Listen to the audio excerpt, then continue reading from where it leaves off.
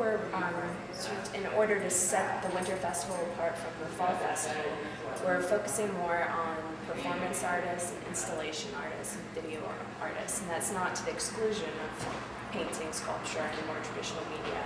So we certainly have an abundance of that, but we wanted to try and bring in artists that don't normally have a sort of built-in market, that are working in either perishable items or sort of the more kind of on the fringe of what's happening.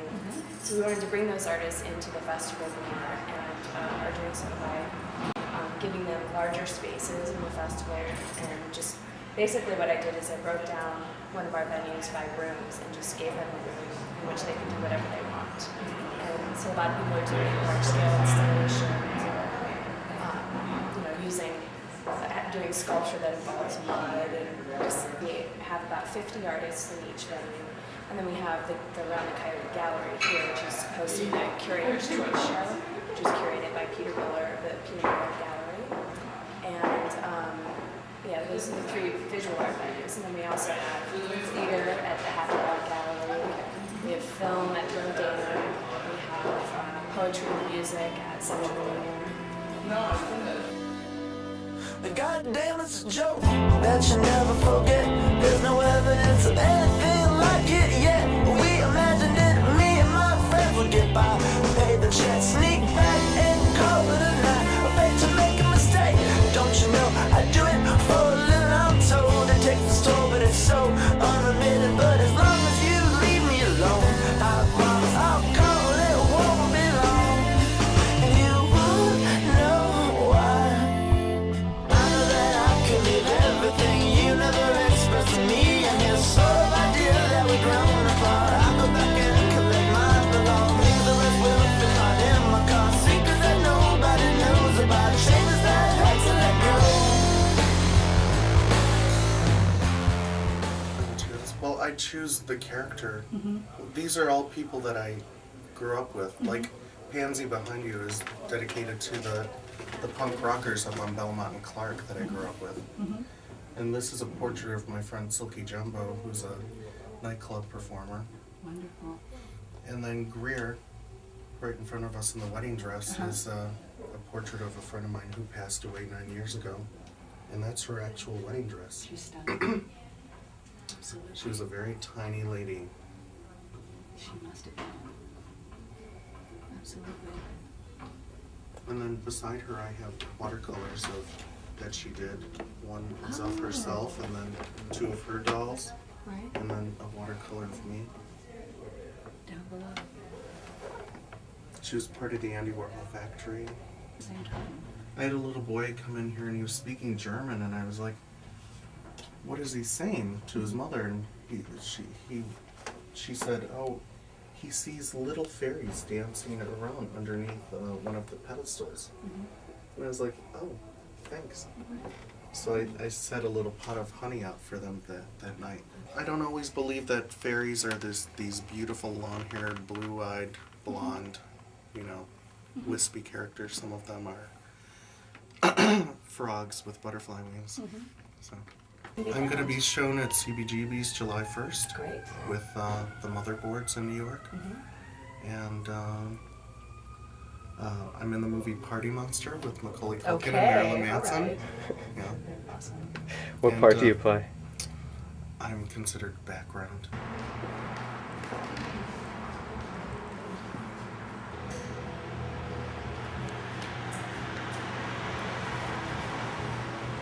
We're talking with Lacey Piper, who is the resident artist for this month in the Around the Coyote Gallery. Lacey, can you tell us a little bit about this installation? Yeah, I've been working on it for the month of January, using the gallery as my studio space, and it'll be up all of February. What I did was try to spontaneously react to the space using kind of a chosen set of materials. So I basically attached all of the pieces of wood to one another and created a really long piece and kind of fed it through space and tweaked it and kind of attached it to the architecture to change the space, to try and change the flow of the space and the way that people feel when they're in the space. I definitely always build big things that create environments. I'm really interested in kind of creating a grounds for an experience as opposed to creating this object. It's more about like the moment and the person's interaction with it and their, the other people that are involved and the whole just moment that is there and then can never happen again.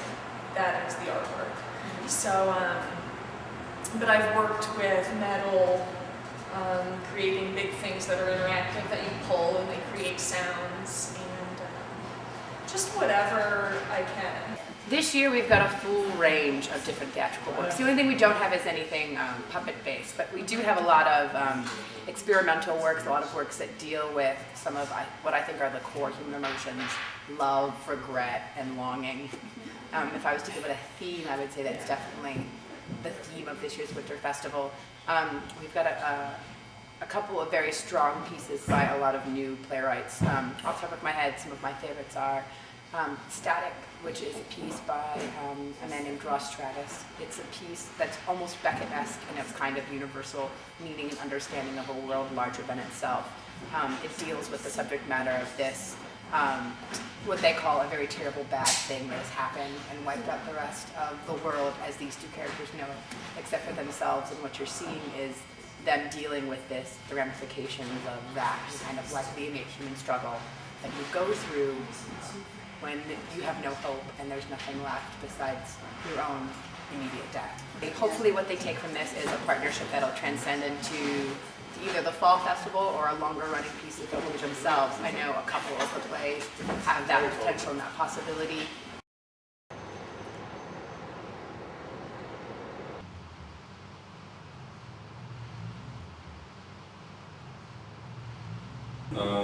Looking at the relationship between weapons, bombs and other types of weapons, and consumer culture, really. We're interested in things like logistics and systems, and looking at the relationships between how a product ends up on a supermarket shelf and how a bomb ends up coming out of a plane.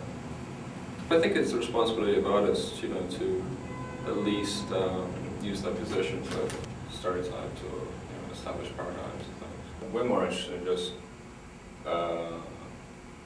creating conversations about this subject matter more than saying, well, this is good or this is bad, because I think it's very hard to come down on either side of the argument. I like the idea of there being a live theatrical element to my work.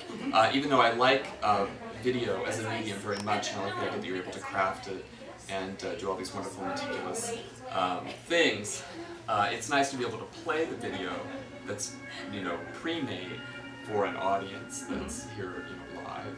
I have always been interested in episodic television, the soap opera format, and when I was in England before, I was really, impressed with all of the palaces and the castles and the history of the monarchs there. I love that and all of the great stories and all of their, personal quirks and craziness and everything. It's a soap opera. Exactly, and I thought, well, this would be the right material. And I always wanted to do something that would be sort of like, masterpiece theater material. But this is definitely a soap opera.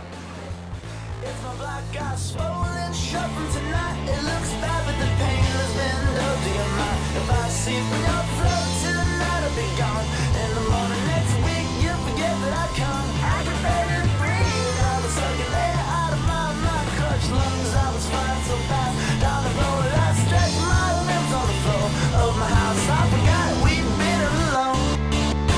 Train led us to the city. When we were here, we passed the country. It's very steady. You also kind of good people are interested in art. Out of that, you've got a very diverse collection of artists who are here, which I think is good. So it's just not all one style or one type. You've got a whole range of work, which I think brings more people. Give it to me right now, and still there. It it's good to hear your voice on my telephone. And I travel across the country and still